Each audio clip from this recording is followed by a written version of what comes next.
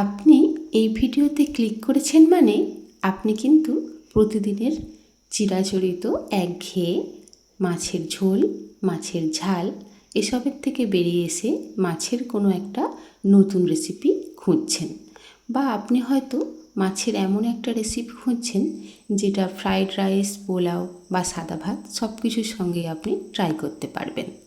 তাহলে আপনাকে বলবো, আপনি যদি মাছের ঝাল বা ঝোল থেকে বেরিয়ে এসে স্বাদ বদল করতে চান তাহলে এই ভিডিওটা আপনার জন্য একেবারেই পারফেক্ট।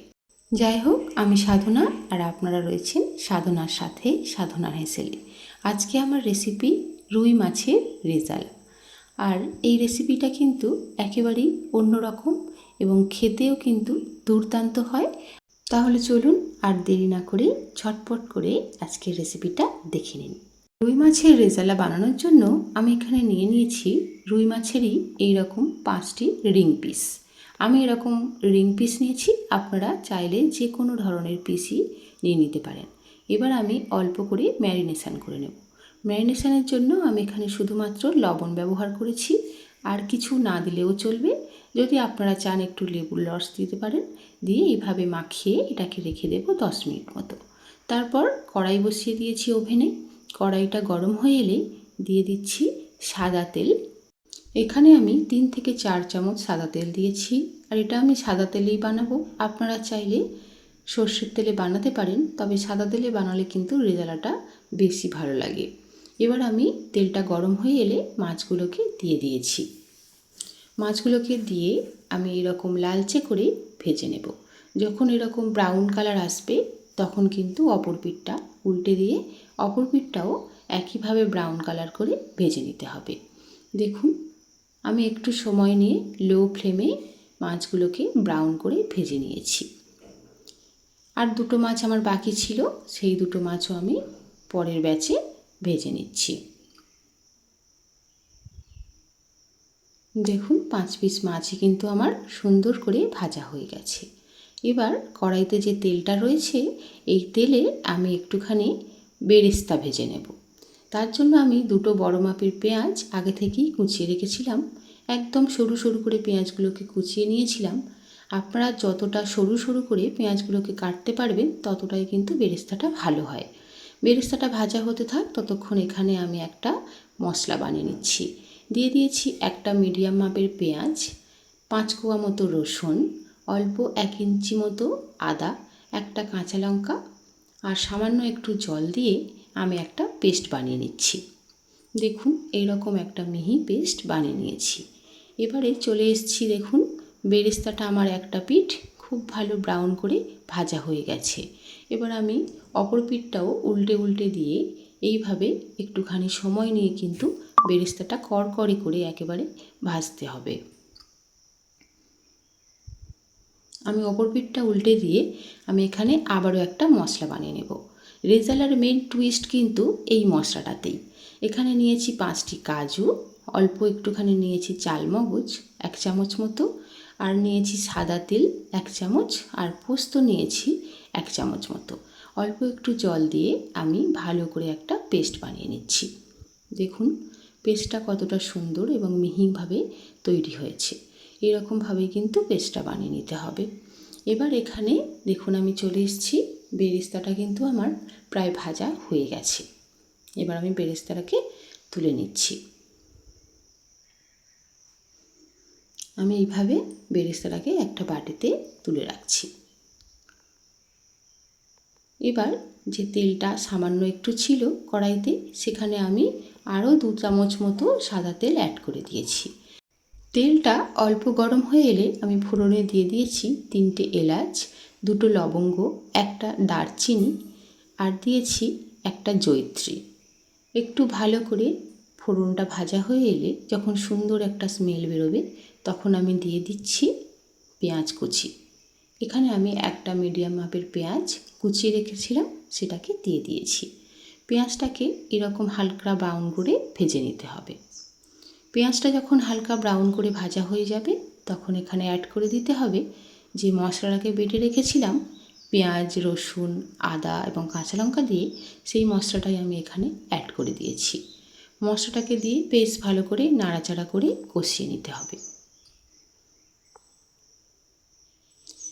এখন কিন্তু গ্যাসের ফ্লেমটাকে আমি মিডিয়ামে রেখেছি। মিডিয়ামে রেখে খুব ভালো করে আমি মশলাটাকে কষিয়ে নিচ্ছি। মশলাটা কষানো হতে থাক, ততক্ষণ আমি এখানে নিয়েছি 100 গ্রাম মতো টক দই। টক দইটাকে আমি একটা বাটিতে নিয়ে বেশ ভালো করে ফেটিয়ে নিচ্ছি। দেখবেন যেন টক দইটা খুব স্মুথভাবে ফেটানো হয়, কোনো রকম দলা ভাব যেন না থাকে। দেখুন কতটা স্মুথভাবে আমি টক দইটা ফেটিয়ে নিয়েছি। এবারে দেখুন আমার এখানে মশলাটা কিন্তু অনেকটাই কষানো হয়ে এসছে। এখন আমি দিয়ে দিচ্ছি 1/2 চামচ মতো লবণ, 1 চামচ জিরে গুঁড়ো, 1 চামচ ধনিয়া গুঁড়ো আর 1 চামচ মতো দিয়ে দিচ্ছি চিনি। আর সামান্য একটু জল দিয়ে দিচ্ছি, যেহেতু গুঁড়ো মশলা তাই জলটা দিলে কিন্তু খুব ভালো করে মশলাটা কষানো যায়। এবার আমি ভালো করে মশলাটাকে মিশিয়ে নিচ্ছি। মশলাটাকে মিশিয়ে নিয়ে আরও আমি 1 থেকে 1.5 মিনিট মতো কষিয়ে নিয়েছি। তারপরে আমি এখানে অ্যাড করে দিচ্ছি যে আর একটা মশলা আমি বেটে রেখেছিলাম, কাজু, পোস্ত, চালমগজ এবং সাদা তেল দিয়ে সেই মশলাটা আমি এখানে দিয়ে দিলাম। রেজালার আসল মশলা কিন্তু এটাই। এবার আমি উপর থেকে দিয়ে দিচ্ছি বেরেস্তাটা। যখন একটুখানি ফুটে উঠেছে তখন আমি বেরেস্তাটা দিয়ে দিলাম। বেরেস্তাটা দিয়ে খুব ভালো করে আমি মিশিয়ে নিচ্ছি। দেখুন খুব ভালো করে কিন্তু বেরেস্তাটা মশলার সঙ্গে মিশিয়ে নিতে হবে।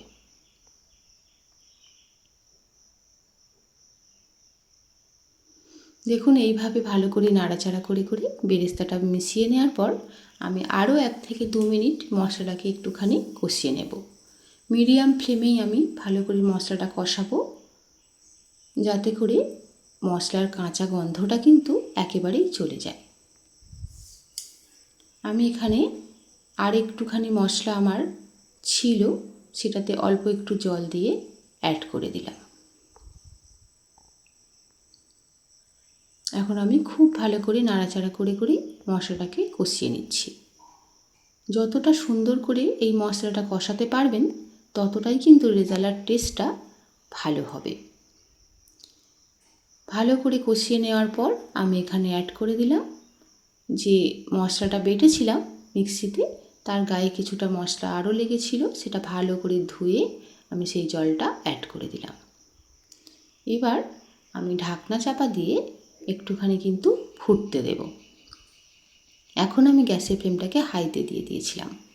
দেখুন এই রকম যখন টকপক করে ফুটে উঠেছে আমি ঢাকনাটা খুলে নিয়েছি এবং ভেজে রাখা মাছগুলোকে অ্যাড করে দিচ্ছি। এখানে একটা কথা বলে রাখি, যখন মশলাটা কষিয়ে নিয়ে জল দেবেন, জলটা কিন্তু খুব বেশি দেবেন না, এরকম অল্প করেই কিন্তু জল দেবেন। মোটামুটি রেজালা যেমন হয় একটা থিকনেস থাকে সেরকমভাবেই জলটা দেবেন। এবার আমি মাছগুলোকে দিয়ে ভালো করে নাড়াচাড়া করে ঢাকনা চাপা দিয়ে দিয়েছি এবং লো ফ্লেমে আমি এটাকে রান্না করে নেব প্রায় 15 মিনিট মতো। 15 মিনিট পর আমি চলে এসেছি। দেখুন আমি ঢাকনা খুলে নিয়েছি। আমার গ্রেভিটা কিন্তু একেবারেই পারফেক্ট হয়েছে আর মাছগুলোও কিন্তু একেবারে ভেঙে যায়নি, কিন্তু মাছগুলো নরম হয়েছে। এখন উপর থেকে আমি দিয়ে দিলাম 1 চামচ মতো গরম মশলার গুঁড়ো। গরম মশলার গুঁড়োটা দিয়ে আমি ভালো করে মিশিয়ে দিচ্ছি। ভালো করে আলতো হাতে কিন্তু মশলাটাকে মিশিয়ে দিতে হবে। এবার আমি এখানে দিয়ে দিচ্ছি 1 চামচ মতো রোজ ওয়াটার আর দিয়ে দিচ্ছি 1 চামচ মতো কেওড়া ওয়াটার। এই দুটোর কম্বিনেশানে এবং আগে দিয়েছি গরম মশলার গুঁড়ো, এই সবগুলো মিলে এত সুন্দর একটা টেস্ট আসবে এবং এত সুন্দর একটা স্মেল আসবে আপনি কল্পনা করতে পারবেন না। তাহলে দেখলেন তো কত সহজভাবেই রুই মাছের রেজালাটা কিন্তু বানিয়ে নেওয়া যায়। আর এর টেস্ট এতটা অসাধারণ হয় আপনি একবার না বানিয়ে খেলে বুঝতে পারবেন না। আমি একটা প্লেটে তুলে নিয়েছি সার্ভ করার জন্য। দেখুন কতটা সুন্দরভাবে কিন্তু রুই মাছের রেজালাটা আমার তৈরি হয়ে গেছে। কালারটাও কিন্তু অসাধারণ হয়েছে। আপনারাও এইভাবে একবার রুই মাছের রেজালা বানিয়ে খেয়ে আমাকে কমেন্ট করে জানাবেন রেসিপিটা কেমন হয়েছে। আশা করছি রেসিপিটা আপনাদের ভীষণ ভালো লেগেছে। যদি ভালো লেগে থাকে তাহলে একটা লাইক করে দেবেন এবং বন্ধুদের সঙ্গে অবশ্যই করে শেয়ার করে দেবেন।